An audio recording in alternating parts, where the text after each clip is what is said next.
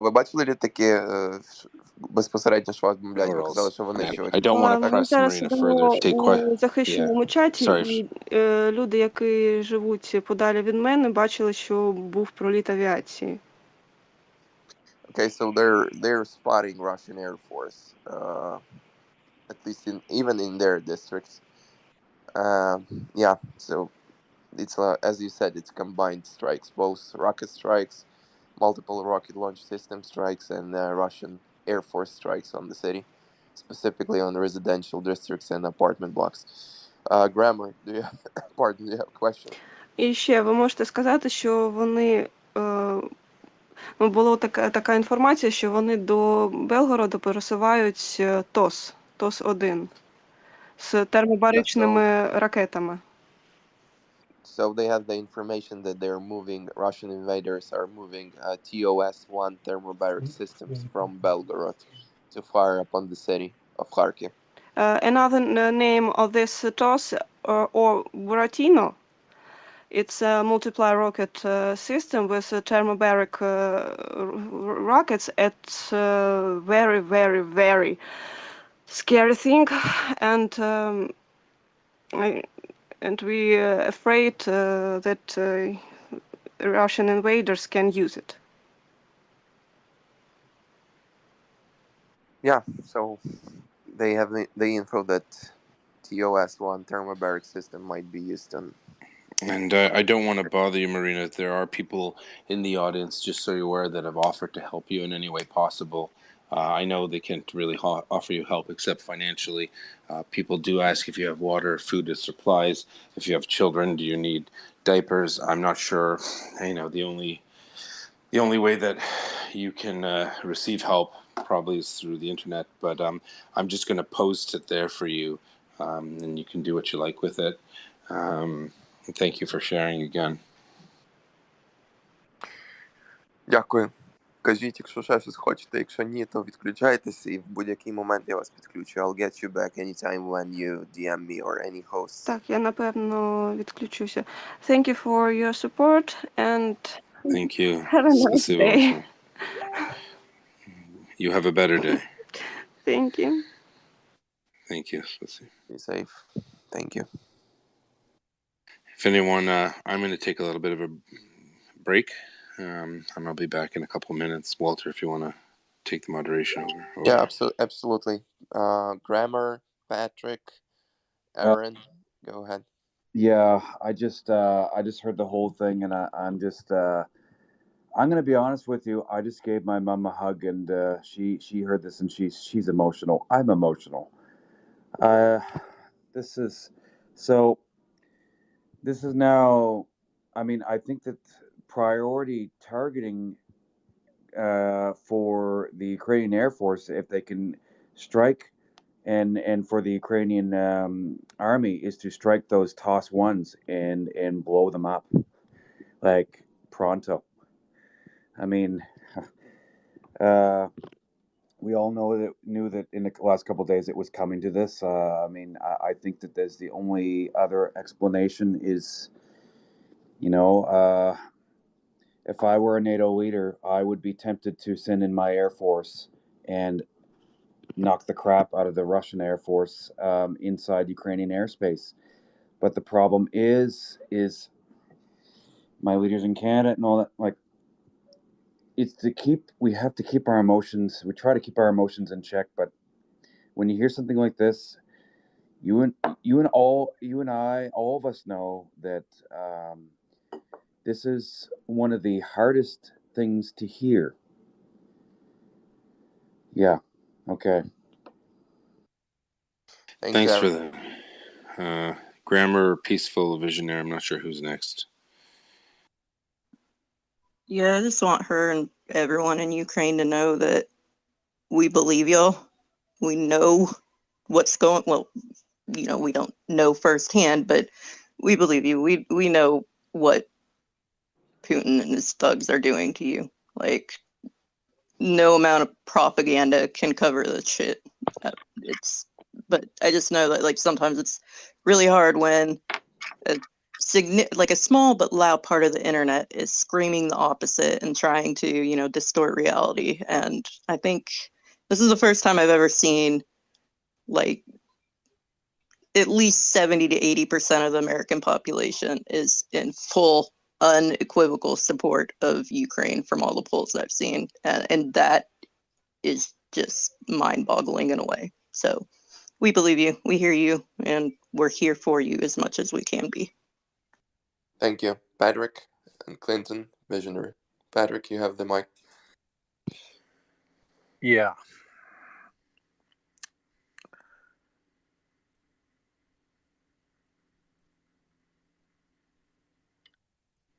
Patrick, So, can you start again? Sorry, you were weak and distorted. Yep. Do you guys have me now? Loud and clear. All right. That's fine. I needed a second after that.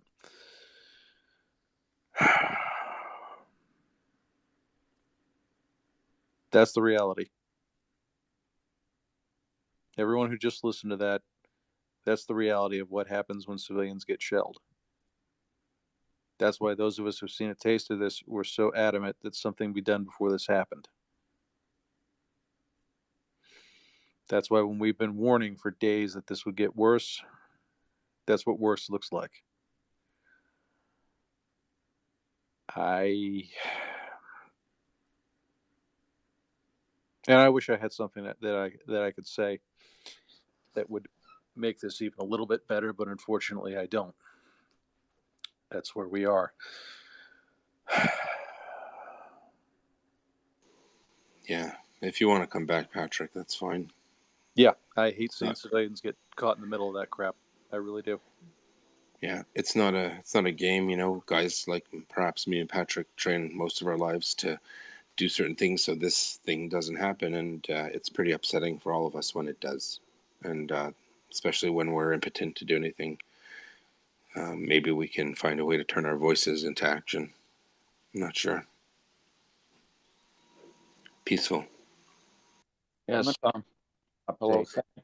On my Facebook in a minute. I'm going to do a live update just on exactly what I've just heard.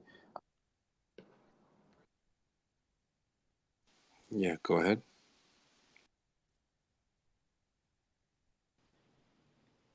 Aaron, okay, so Aaron, you have some trouble with your mic, I believe. Go ahead. Yeah. Sorry. I am going to do a live update on my Facebook. I've got a lot of people on my Facebook, and I will do a live update here just shortly. So, yeah, that's what I'm going to let people know what's going on and what has happened, what I've heard. So, thanks, Aaron. Okay. Thank you. Clinton, peaceful, and Clinton. Yeah. So to Maria was what? Maria. Marina. So Marina.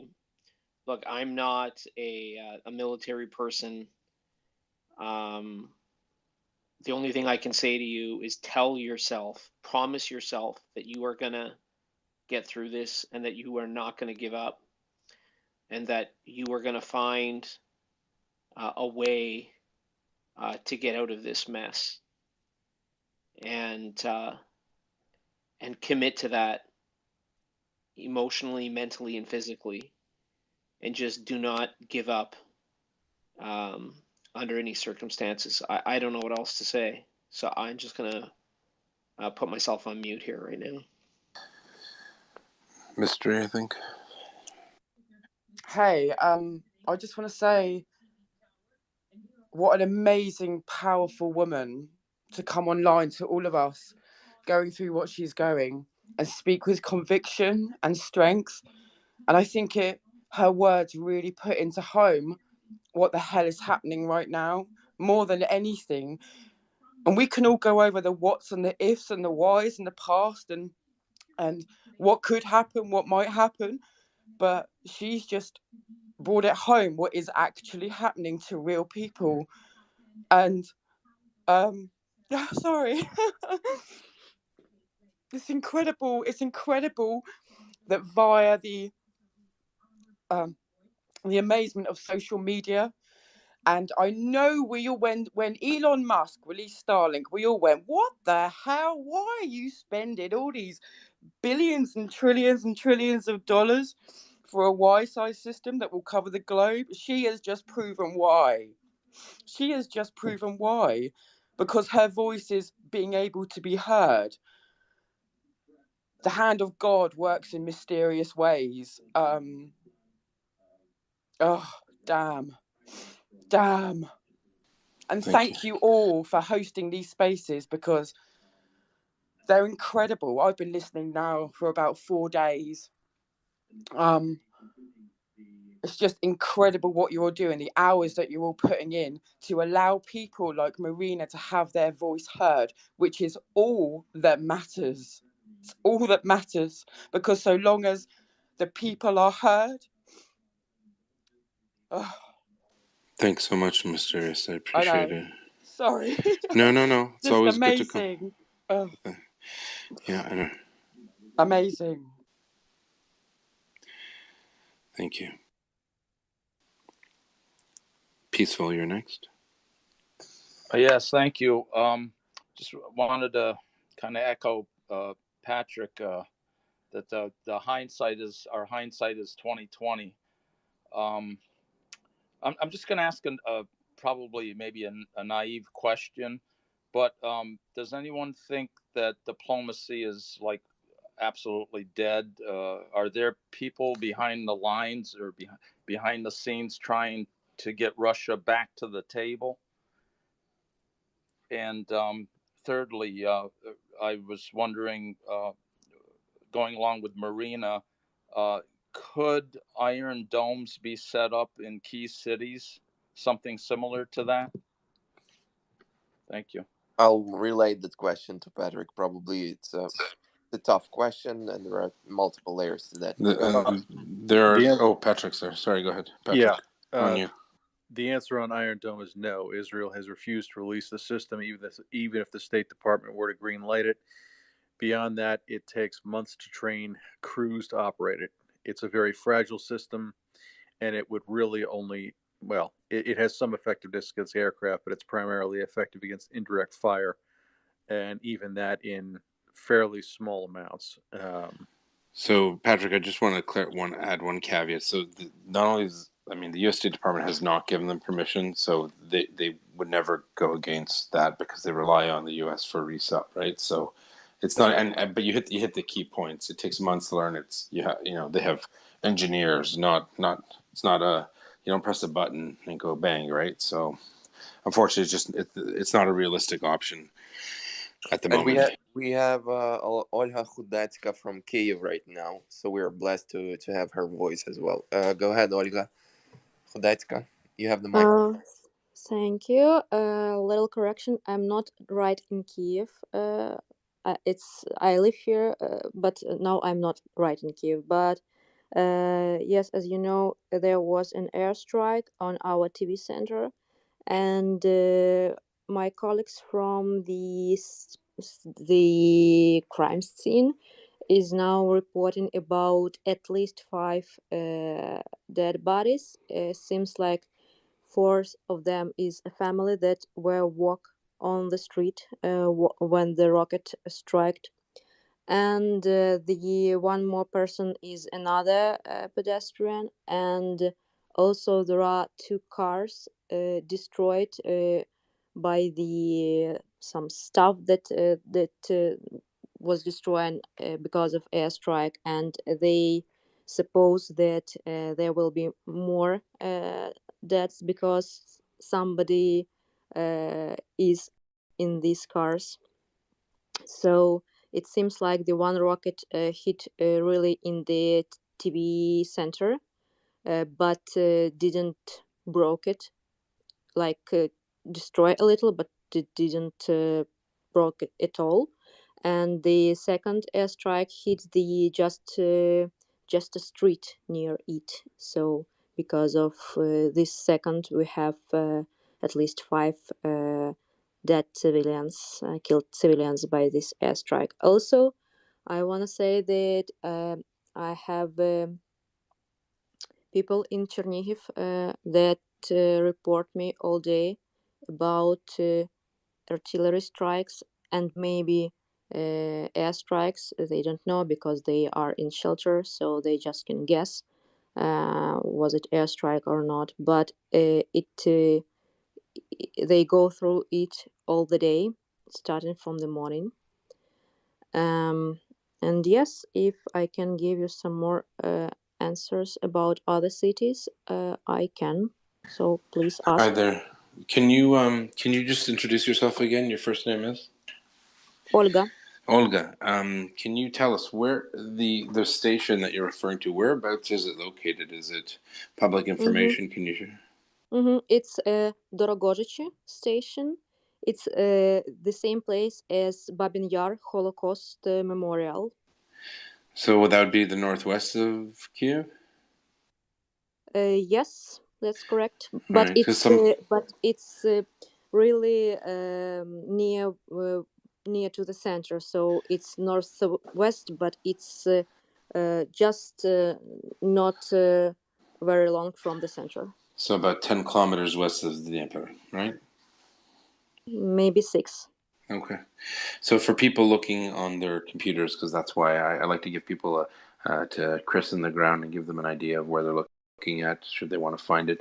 If you look at Babi Yar Memorial on, it's quite a well-known place. Can you tell us in the area what's the what does the ground look like? Is it apartment buildings? Is it houses? Is it commercial buildings, industrial zone? Can you talk to that for us, please?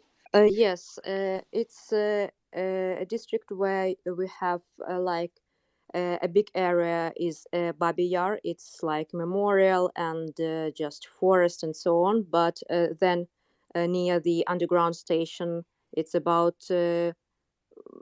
maybe 1 kilometer from the TV center. It's underground station that also named Dorogoriche, and there are apartment buildings from the this underground station to the TV center alongside with the street. You have apartment buildings, so it's a living district with a So TV center. So just to Mhm. give context to the listeners, Babi Yar is actually a World War II Holocaust memorial to 30,000 Jews that were murdered by the Nazis in an open ravine, and it is now a memorial site with an adjacent building that houses a museum. Is that correct? Yes, that's quite right. Okay. So what you're saying is you've described a pretty civilian area alongside a very poignant Holocaust memorial. How many military bases and Ukrainian army tanks and transports and BMPs do you see in that area? I don't know any of the military base in that district. Right. So there are presumably there are none. It's Babi Yar. Yes, yes. That's what I was trying to get to. So so the attack on there, it's the strategic benefit or importance of that region is that it happens to be an avenue of approach to Kiev city center. Is that accurate to say? Yes, and I wanna give some more point of view because we have all day news from our security service and other law enforcement that there gonna be a special operation, like informational special operation from the Russians that are waited to look like this. That they will cut our television and our cell phone stations and so on, so there will be no connections and communication, and then they will start to like start to air fake news about that Ukrainian government have surrendered, and that is the scenario that is told that have been told us from our government for the from the morning, and now we see that the TV center is striked by the Russians. So it seems like this is the like the stage from this scenario, like the step from this scenario. I think. Right. So just to bring back to the other point, just for context and the expression of irony. So Babi Yar, the single largest massacre of Jews by the Nazis in one place. 30,000 Jews in 2 days were murdered. Ukraine set up a war memorial and a museum and education center. And because it's on the avenue of approach to the city of Kiev, because it houses a television station which presumably transmits the news and important information, the Russian army has authorized its forces to shell a memorial to those murdered by the Nazis, whilst in the same breath accusing the Ukrainian government of being Nazis. Are I don't. you joking? Are they actually going to do that? They Is that they did bomb it. So it's just a little. It's not because it's a memorial. It's because they don't care. It's on the way to Kiev. So what they've done is they've attacked and they've damaged and they've destroyed buildings in the area without any concern for anything else in the area. So I just wanted to point it out because it's quite rich. It's quite ironic that the Russian government is accusing the Ukrainian government, which ironically is the president is a Jew himself, of being neo-Nazis. So I just want to bring into perspective the ridiculousness of a seasoned, lifelong diplomat as Mr. Sergei Lavrov, who would have the lack of shame in which to accuse Ukraine of being a neo-Nazi state, whilst Russian forces step all over the graves of dead Jews during World War II. So, Olga, thank you for that. Can you anything to add to the situation of what do you think, or how do you feel? How long is your area safe and secure for? Do you feel that, or do you know of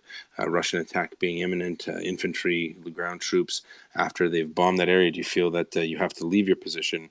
Are you safe? Some questions from the audience. Do you have food and water? Can you address that, Olga, please?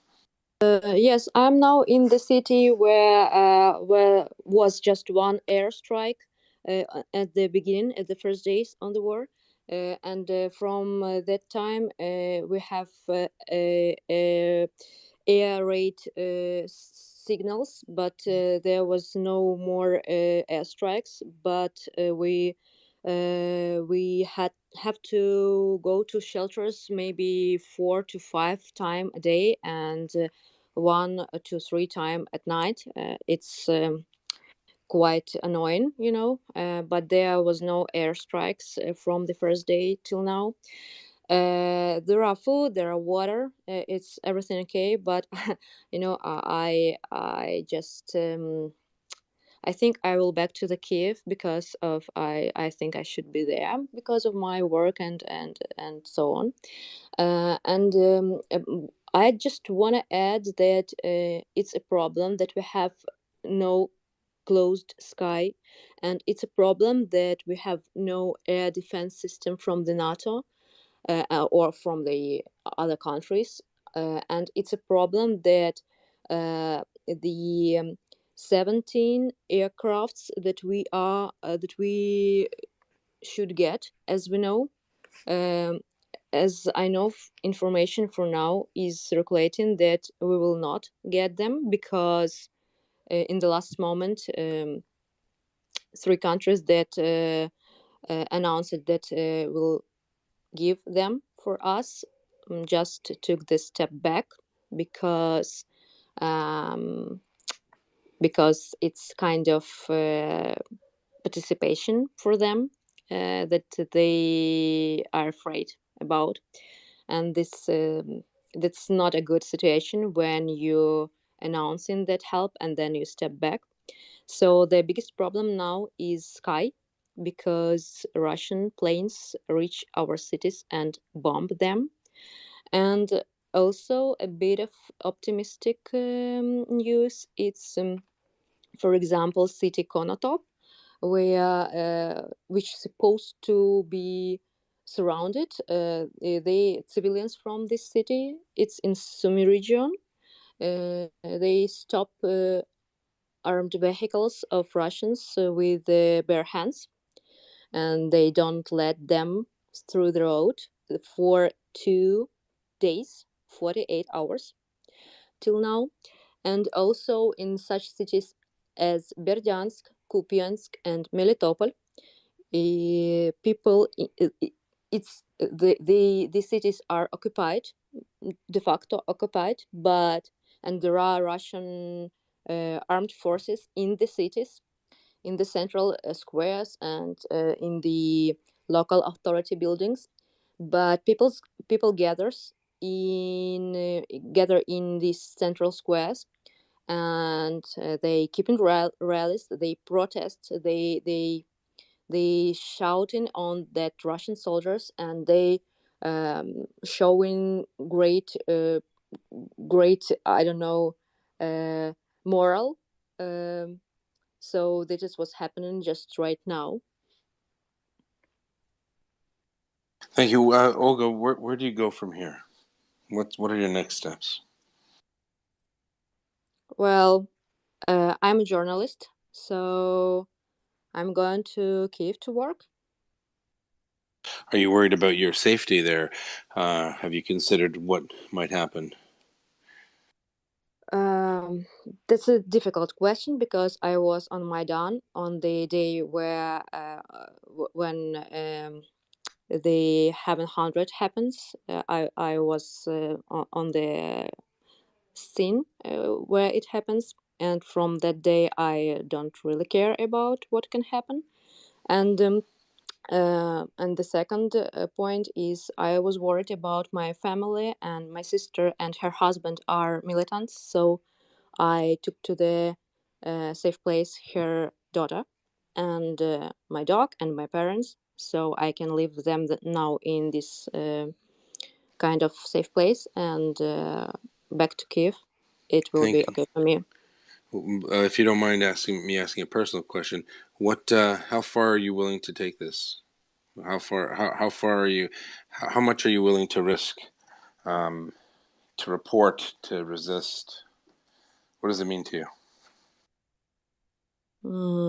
That's question I can't answer because that's something out of rational thinking. If you understand, like it's not a logic. It's not something you can explain.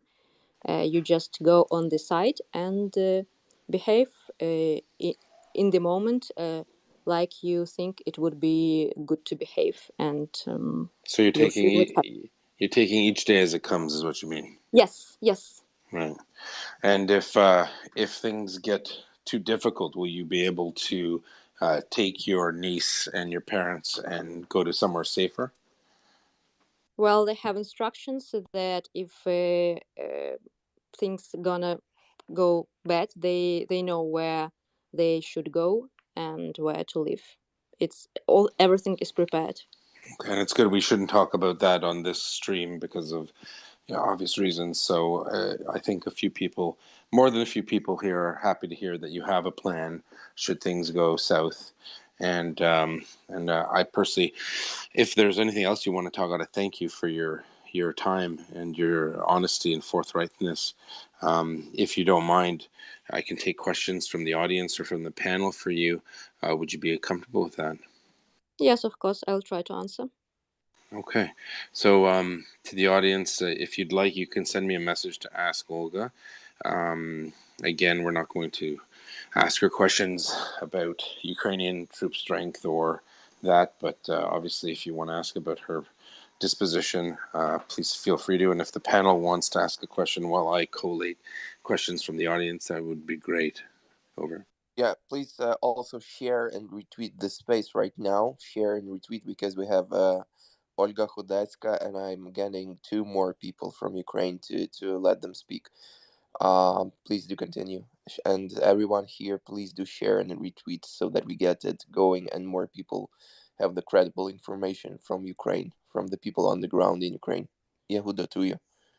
Thanks, Walter. We have Liz Rose asking, what time is the curfew in Kharkiv? I'm not sure if she thinks you're in Kharkiv or Kiev, but do you know the times? Do you know the curfew times throughout the country or only where you are? The curfew times are different in different cities. For example, we have a curfew for 2 days because of Wagner Group that were in the city, and our home defense forces tried to catch them in the city. and for example, because of it, we have 2 days curfew. In the Kharkiv, Marina said it was like from 8 p.m. to 6 a.m., as I remember. Here in my city, it's about 10 p.m. to 8 a.m. And it depends, and it differs even. It dynamic. You can get announces that today there are another curfew, and it differs. All right, thank you. Olga, we got Yehuda back. Sorry about that. I suffer from a medical condition called hot dog fingers, so sometimes I press the wrong button on my phone. Tara messaged me. She has a question she'd like to address directly. So, Tara? Here, yeah. Thank you. I was a speaker, so I figured I'd just ask. Thank you, Olga, so much. I have a very specific question. For you guys that are moderators, though, I did send you an update from someone that's fighting in one of the territorial defense forces down in Odessa. You can read that. It was his written words about a half hour ago. But Olga, I've been working on getting a lot of people out of the country. We've been somewhat successful, but it's getting really, really hard. So, long story short, the specific ask is I got a couple of people out, and their parents wouldn't leave, but they finally decided to leave about 4 hours ago. We got them transportation to the train station, and they just missed the last train to Lviv. From what I understand, I'm trying to piece this all together. If they did, they're looking to me for advice, and I feel responsible if, like, the train station gets bombed or their house gets bombed or whatever. Like, I just, they're really they're hysterical right now, and they're in their 70s, and it took them until today to leave. So still gonna look for if there's any other trains, but just given your assessment, would it possibly be safer for me to try to get them back to their house and get to the bomb shelter in the bottom of their apartment? Or I know there's no accountability anywhere, but I just don't know what to tell them right now. It really depends what city we are talking about. They're in Kyiv. They're in Kyiv proper. They're at the. Sorry if I didn't say that. They're in Kyiv. Then my advice would be to look for another train tonight, and if it's not possible, then they should go to the shelter, and because of curfew starting, Yeah, I don't even know. I mean, I think there's still some people willing to take them places, but okay. Yeah, at this point I said take any train west, right? I mean, yes, any. Yeah. So, Tara, I'm going to give a little PSA, and then you can send me a message about it as well. Okay. So I don't know. We're working as a general group on assisting those who want to evacuate. I don't like talking about evacuation or immigration because, obviously having roots in Ukraine, having my wife, I'd like as many Ukrainians to stay there as possible. But having said that, there are windows of opportunity. Canadian government has announced a plan to assist Ukrainians to move to Canada if they have an immediate family member, an extended family member, and then a generalized category. I have the information. I've sent it out a few times. I'm wondering if maybe Walter can pin it to the nest. There are a lot of resources available to those looking to relocate. For whatever reason, maybe they're too old to fight.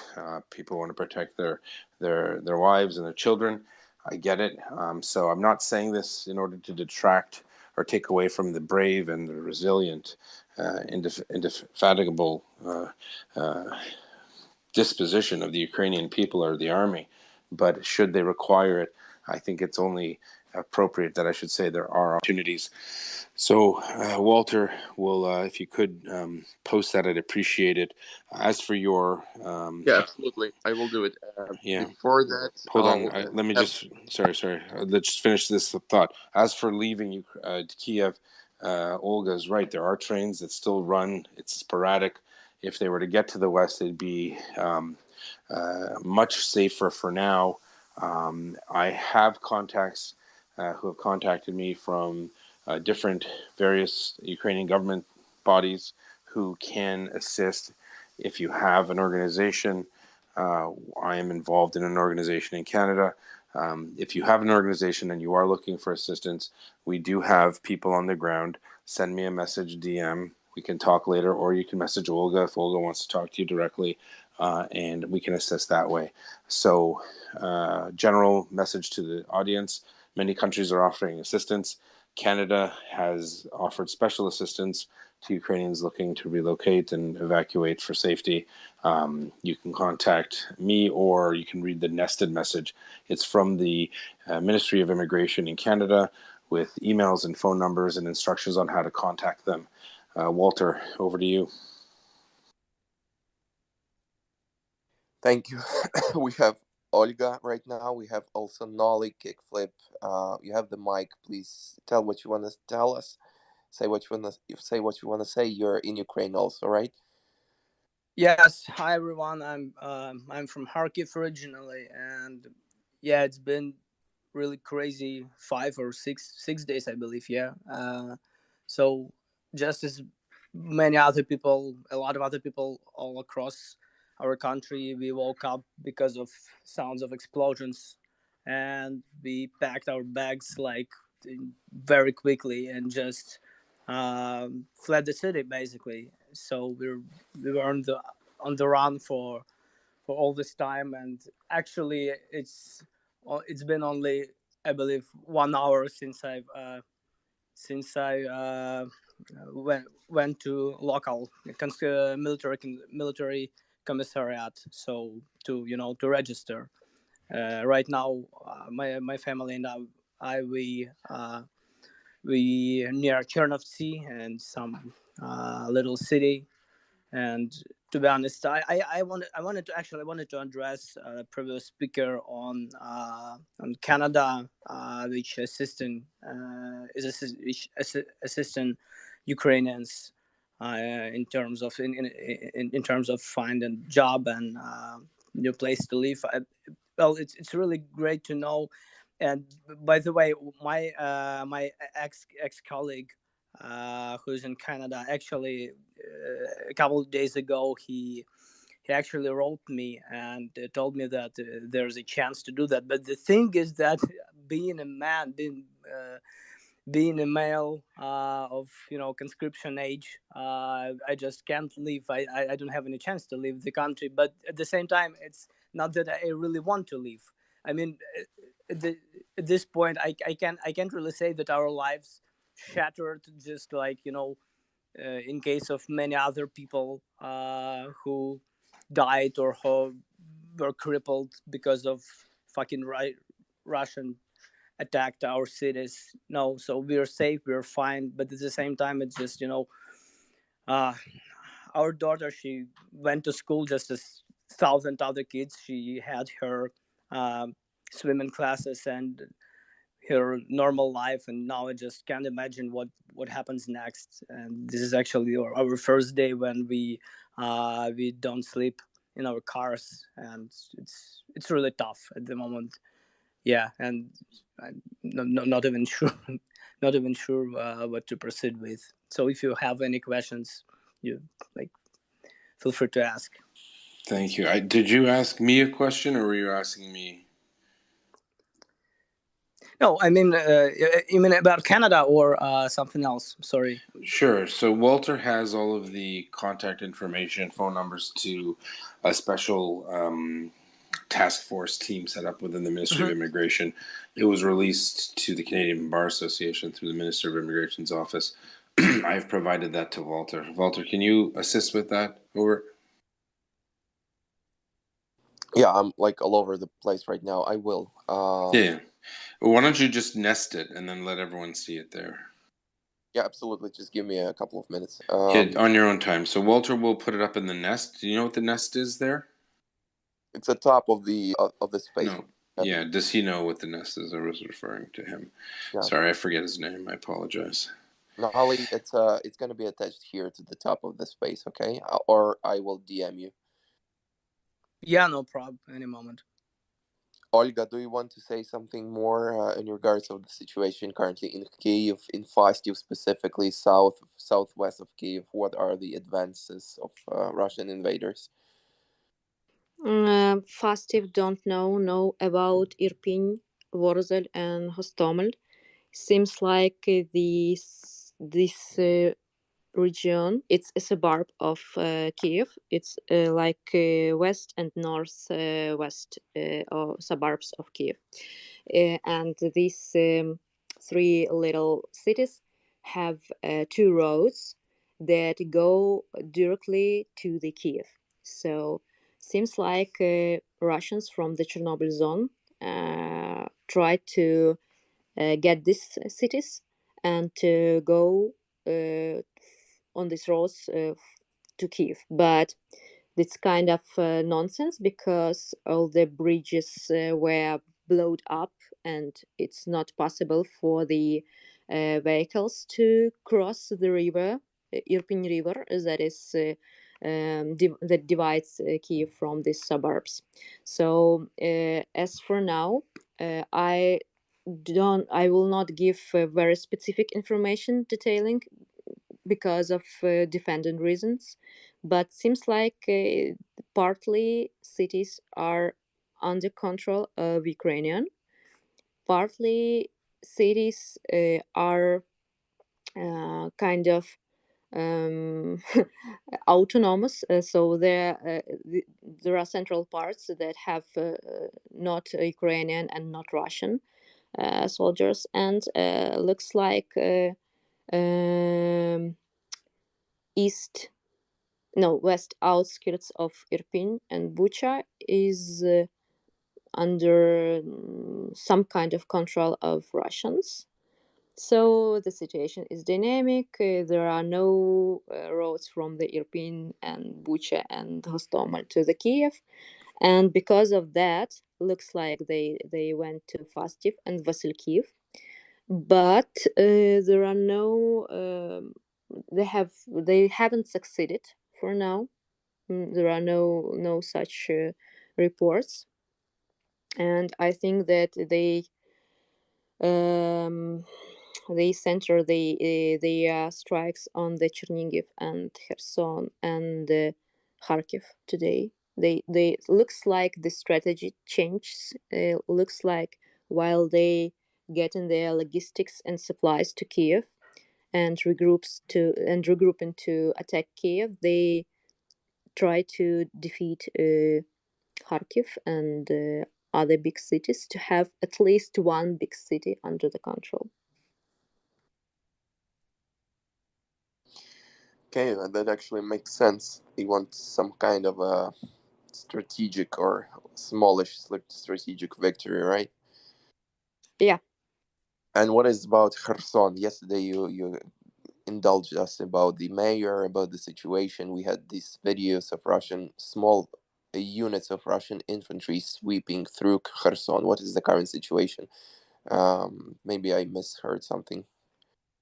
I really will try now to get in our space a friend of mine that have parents there and that is into situation. I'll try to bring her to space and you direct this question to her, okay?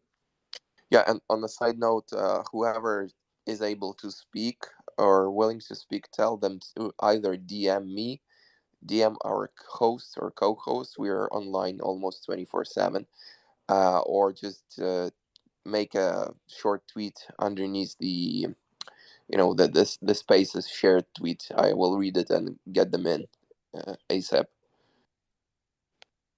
if they want to speak and want their voices to be heard. I think this is crucial, something that you do and two other guys here do.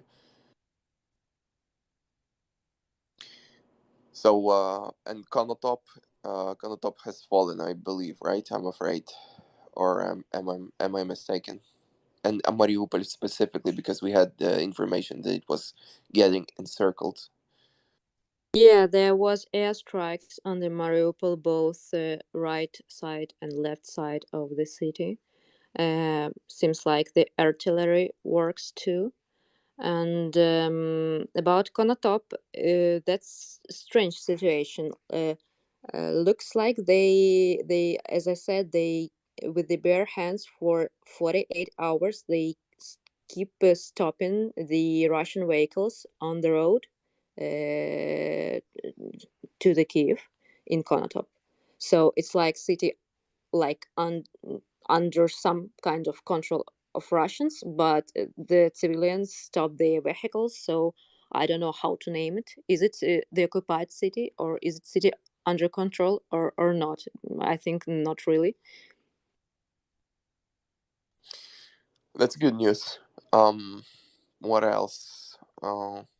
There were some rumors that they want to push from the northwestern part towards even Lutsk, mostly towards Rivne. Any news on that section? Probably it's pretty calm in there, as far as I understand. Yes, no reports from that part, but it's still possible because of Belarusia moved their forces today on the Chernihiv region. So if they made this first step, they can do the second step and move forces on the Rivne and Lutsk. Yeah, that's concerning to say the least. And did they manage to actually, because they tried to kind of do this pincer move on Kyiv, therefore they were pushing south of E40, south of Zhytomyrsky highway, towards Vasilkiv and towards Fastiev. So all of that area south of E40 towards Vasilkiv is still contested. It's not controlled by Russians, as far as I understood, right? Like, there are a lot of them, very a lot of them, but they have no effective control on some area. Like, they are just like arteries on the or the veins, on the areas. So it's their control look like this, not like the whole area. But yeah, as militants say, they part from the Belarus border and Chernobyl zone and to the Zhytomyr road and to Vasilkiv are not good to move for like Ukrainian militants and civilians, because it's can have surprises, because it's not under effective control of Ukraine, but it's still not under effective control of Russians. Like the sporadic, the partly control. Gotcha. And what about Borispil? They were trying to reach Borispil essentially, right? Oh Yeah. yeah, there are some news. They gather the big as fuck column of vehicles on the Brovary and Borispil. It's east of the east suburbs of Kiev. Like and our militants waiting for this column from yesterday. It still didn't come, but there was strikes, like artillery or airstrikes, I don't know, near the positions of our militants that are waiting for this column. I didn't understand where that column is getting through, like from Kharkiv or Sumy border, or what, I don't know. And of course this is disturbing, because this is I understand that it's not calming of situation, that they just gather and regrouping and gather more and more vehicles to have like massive strike, massive infantry strike on the Kiev, because it's important for them.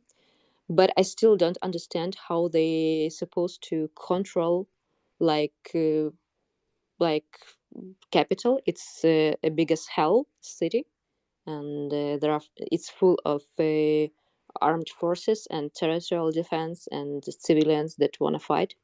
I don't see any logic in this, but I'm afraid they're gonna use the massive artillery strikes, just like in Grozny, maybe. So Just like what they're doing in Kharkiv, we have heard. There was a lady, Yabluzavar, Nolly kickflip. Pardon, Yabluzavar, I guess, was from Kharkiv, right? And Marina, and she was under the airstrike, like reporting live from one of the apartments in Kharkiv. They're hiding there, um, under Russian barrage of multiple rocket launch systems, and also by being struck by Russian Air Force. So, in regards of Borispol, at least it's good news that they haven't seized it, I believe, right? Or at least they're trying to advance from the east and northeast to Kyiv. So the route south, there is a connection towards the south of Ukrainian-controlled territory. The southern part of Kyiv is connected to Ukrainian-held territory, which is good, but the threat is coming from both east in regards of Boryspil, and also from this contested area south of E40 highway towards Vasilkiv and towards Fastiev. It's still contested, not completely under Russian control, but contested. Mariupol, you already mentioned that, and you told us that Sumy does hold and Chernihiv still does hold, right? Even though they are encircled, correct? yes, they are encircled, and yes, they are holding on, and but they have all day strikes with artillery and airstrikes. Yeah, I've seen those videos from Chernihiv specifically. They're using Iskander M to strike the central part of the city. At least 3 rockets have hit the central part of Chernihiv, residential part. So, uh, anything else you want to say? I can get Max to speak. He's also from Kiev, I believe, right? Olga, do you want to add? Yeah, bring us Max, and we will listen to him. All right, Max, you have the mic. Hi everyone. Can you hear me well? Yeah, loud and clear. Go ahead. So, I don't know where should I start. So, my parents. Where are you at? Are you Started. physically in Kiev right now? Yeah, I'm around like 100 kilometers south from Kyiv right now. Yeah, but it's like near Fastiv, for example, or Bila Tserkva. In between these places, in between of those towns. I see whenever I'm outside, I can see fighter jets flying on really low height. So I suppose these are Russian fighter jets. Also, I've seen a couple of times uh, fighter helicopters as well on really low height. And otherwise, I just watch my city being shelled from the news, as well as like my heart is breaking seeing Kharkiv being shelled all the time. Especially today is like the city center, and I've been going to the university in that city.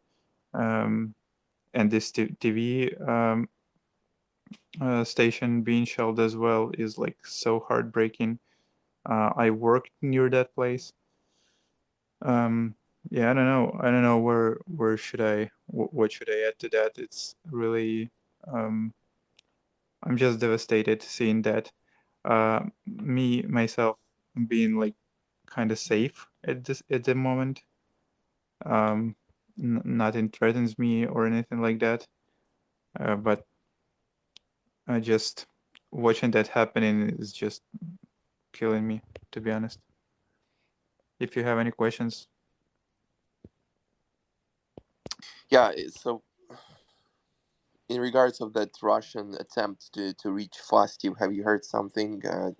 Have people been spotting Russian units advancing in that direction? Any news?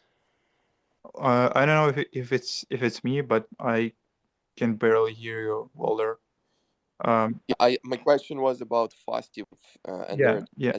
Russian attempt to advance towards Fastyev. Any news on that? Like, I heard explosions in that direction, but they didn't like, and there's like a main road through this village I'm at right now, and a lot of military vehicles went in that direction today. That's all I can say about it. I believe there's like an aircraft base or something like that. So that's the place they're trying to get to. That's the reason why they go there.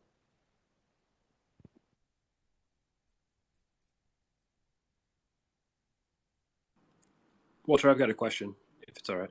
absolutely, go for it. That's up to you. Go for it. Have you guys experienced on the ground any power outages or trouble or outages with your internet service? And is anyone in other cities, particularly the cities that are under siege right now, experiencing the same? Yeah, regarding that, at the place where I'm at, there's no like cable internet, but I like know, and it's regarding water. It doesn't